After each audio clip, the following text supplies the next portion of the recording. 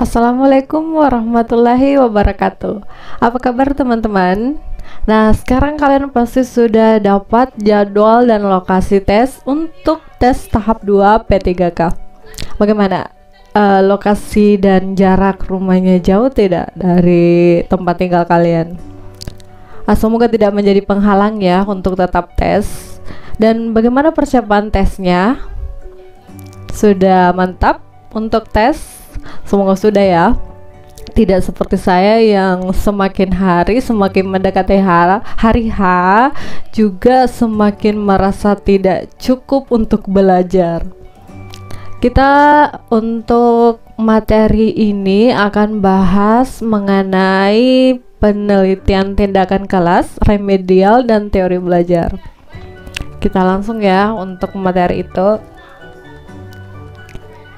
Oke, yang nomor 1 aku kecilin dulu ya ini.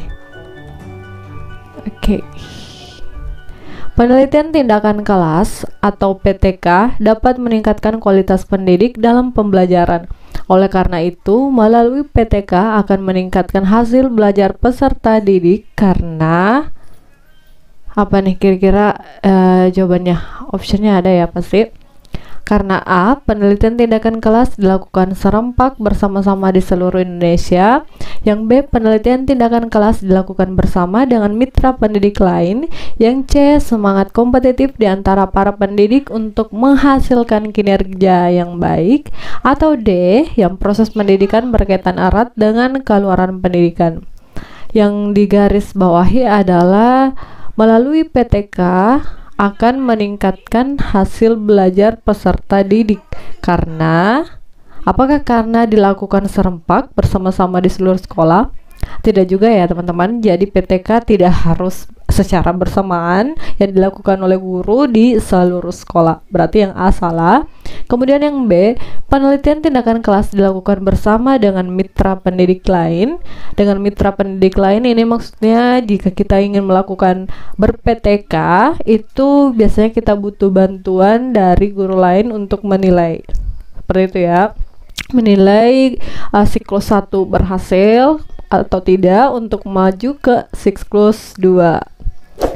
Yang C berarti yang B benar ya, seperti itu, kita simpan dulu yang B. Semangat kompetitif di antara para pendidik untuk menghasilkan kinerja yang baik. Ini bukan hasil belajar, untuk meningkatkan hasil belajar ya. Yang C salah. Yang D, proses pendidikan berkaitan erat dengan keluaran pendidikan. Ini juga kurang tepat teman-teman. Jadi jawaban yang benar adalah yang B. Jadi melalui PTK akan meningkatkan hasil belajar peserta didik karena PTK itu dilakukan bersama dengan mitra pendidik lain. Kita ke soal nomor 2. Seorang guru ingin memperbaiki pembelajaran pada konsep sel elektrokimia dengan melakukan penelitian tindakan kelas PTK. Selama ini dia menyajikan pembelajaran dengan ceramah dan latihan soal. Dia melakukan refleksi terhadap hasil belajar pada konsep tersebut pada tahun sebelumnya dengan hasil sebagai berikut. Hasilnya ada nomor, ada indikatornya, dan ada pencapaiannya. Terus yang ditanyakan itu berdasarkan data, guru tersebut ingin memperbaiki pembelajaran pada konsep tersebut melalui PTK. Masalah yang tepat pada penelitian tersebut adalah, kita lihat di bagian tabelnya itu nomor 2 ya, di sini nomor 1, 2, 3. Terus indikatornya rata-rata nilainya itu pencapaiannya 50%, jumlah siswa yang aktif 30%, jumlah siswa yang tuntas belajar atau yang mencapai KKM itu hanya 40%. Jadi tidak sampai melewati 50% ya teman-teman. Kira-kira masalah apa yang tepat pada penelitian tersebut? Yang A, kurangnya keaktifan siswa dan kurangnya jumlah siswa dan double ya ini. Kurangnya keaktifan siswa dan kurangnya jumlah siswa yang mencapai KKM. Yang B, sudah terpenuhinya jumlah siswa yang mencapai KKM. B salah ya, karena belum. Kemudian yang C, belum terpenuhinya capaian KKM dan minimnya jumlah siswa yang mencapai nilai rata. Atau yang D, kurangnya jumlah siswa yang mencapai nilai rata. Kira-kira masalahnya apa nih teman-teman? Jawabannya adalah yang A. Yang A ya, kurangnya keaktifan siswa ini yang aktif sangat-sangat kurang dari 50%, hanya 30%, kemudian kurang juga siswa yang mencapai KKM, hanya 40%. Ke soal nomor 3. Berikut hasil refleksi guru kimia selama pembelajaran kimia dalam satu semester. Lebih dari 70% siswa kelas 10 SMA Sedek Bandung pada tahun 2016 belum kompeten dalam menginterpretasikan data serta merumuskan kesimpulan hasil praktikum. Dari hasil refleksi ini dapat dirancang PTK dengan fokus pada kompetensi siswa dalam menginterpretasikan dan menyimpulkan hasil praktikum. Dari rancangan fokus PTK tersebut, tindakan-tindakan yang dapat dirancang diantaranya adalah yang A, memberikan tugas kepada siswa untuk mencari data hasil praktikum dan membimbing siswa teknik interpretasi data. Yang B, memberikan latihan soal dan penyajian data hasil praktikum. Yang C, merancang beberapa praktikum dan menugaskan siswa melakukannya. Atau yang D, merancang praktikum dengan variabel-variabel yang bervariasi, mengajak siswa praktikum dan membimbing siswa cara menginterpretasikan data. Yang bagian penting dari soal adalah dari hasil refleksi ini dapat dirancang PTK dengan fokus pada kompetensi siswa dalam menginterpretasikan dan menyimpulkan hasil praktikum. Nah, tindakan-tindakan apa yang dapat dirancang supaya kompetensinya itu dapat tercapai? Yang A, katanya memberikan tugas kepada siswa. Ini kurang tepat ya teman-teman, karena untuk praktikum itu alangkah lebih bagusnya jika kita melakukan percobaan. Jadi yang A salah. Yang B, memberikan latihan soal, ini juga bukan ya.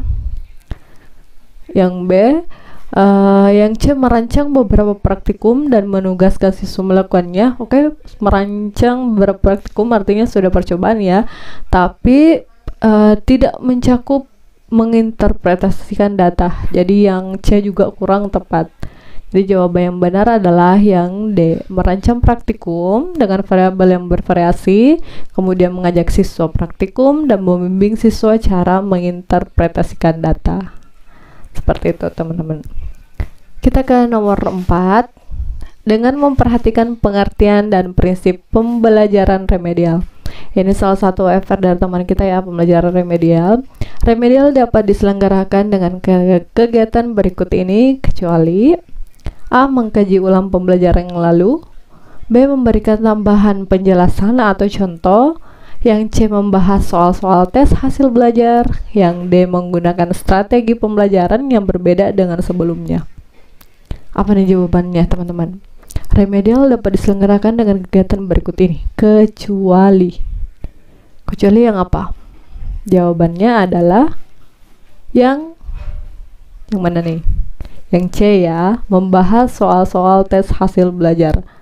Artinya itu, jika kita remedial kan biasanya mengkaji ulang pembelajaran yang lalu, materi-materi atau bab-bab, subbab mana yang sulit.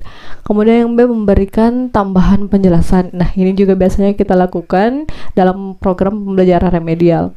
Kemudian yang D, menggunakan strategi pembelajaran yang berbeda dengan sebelumnya. Ini juga yang biasa ya kita lakukan.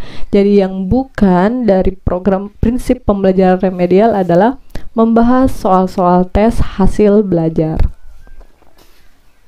Oke, kita ke soal nomor 5. Nomor selanjutnya ya. Pada saat mengajar, guru melakukan apersepsi dengan mengaitkan pelajaran sebelumnya dengan pelajaran yang akan dilaksanakan.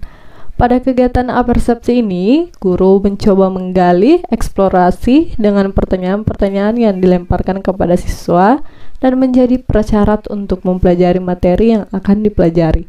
Dalam kegiatan pembelajaran tersebut, guru telah berprinsip pada teori belajar menurut A. David Ausubel, Jean Piaget, Gagne, atau Abraham Maslow. Ini teori belajar ya teman-teman. Kira-kira jawabannya apa nih menurut kalian? A, B, C, atau D? Jawaban yang tepat adalah yang bagian A, David Ausubel. Oke, mari kita analisis satu-satu teori-teori dari keempat ahli ini. Yang pertama dari David Ausubel itu, menurut David Ausubel, teori belajar itu teori belajar mengajar yang dapat mengakibatkan seseorang bisa belajar bermakna. Jadi belajar bermakna. Dari konsep soal nomor 5, dari yang belajar bermaknanya adalah dia mampu mengaitkan pelajaran sebelumnya dengan pelajaran yang akan dipelajari hari ini misalnya di sekolah. Itu termasuk bermakna sehingga dia bisa mengingat, mengaitkan materi yang sebelum dan yang akan dipelajari. Bermakna ya, jadi yang berkesan sampai di dia, seperti itu. Kemudian di bagian B, Jean Piaget itu bahwa proses belajar akan terjadi apabila ada aktivitas individu berinteraksi dengan lingkungan sosial dan lingkungan fisiknya. Itu ya, Jean Piaget, ada aktivitas individu dan lingkungan sosial dan lingkungan fisiknya. Kemudian yang G-nya itu bahwa proses belajar akan terjadi apabila ada aktivitas individu berinteraksi dengan lingkungan sosial dan lingkungan fisiknya. Dan yang terakhir adalah Abraham Maslow. Yang Abraham Maslow bahwa proses suatu organisme berubah perilakunya sebagai akibat dari pengalaman. Jadi ini 4 prinsip teori belajar menurut para ahli. Kayak gitu ya jawabannya teman-teman. Pindah ke soal selanjutnya. Pembelajaran bermakna merupakan suatu proses yang dikaitkan dengan informasi baru pada konsep-konsep relevan yang terdapat dalam struktur kognitif seseorang.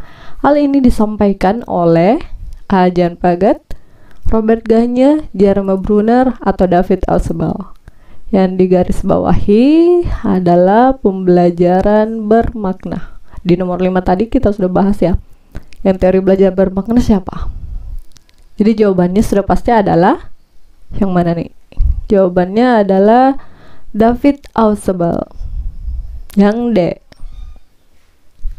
Ke soal nomor 7. Bagi anak SD, pengoperasian suatu penjumlahan harus menggunakan benda-benda, terutama di kelas-kelas awal, karena tahap perkembangan berpikir mereka baru mencapai tahap operasi konkret. Hal tersebut sesuai dengan teori kognitif dari tokoh A, Jean Piaget, Jerome Bruner, David Ausubel, atau Skinner. Kata kuncinya apa ya? Oh ya, kata kuncinya adalah ini nih teman-teman. Tahap operasi konkret. Ini sudah dibahas sebelumnya di bagian yang pertama, teknis pedagogik pertama. Jawabannya yang benar adalah yang A. Yang A ya, Jean Piaget. Oke, itu untuk teori belajar. Oke teman-teman, jadi materi yang dibahas itu penelitian tindakan kelas, program remedial, dan juga teori belajar.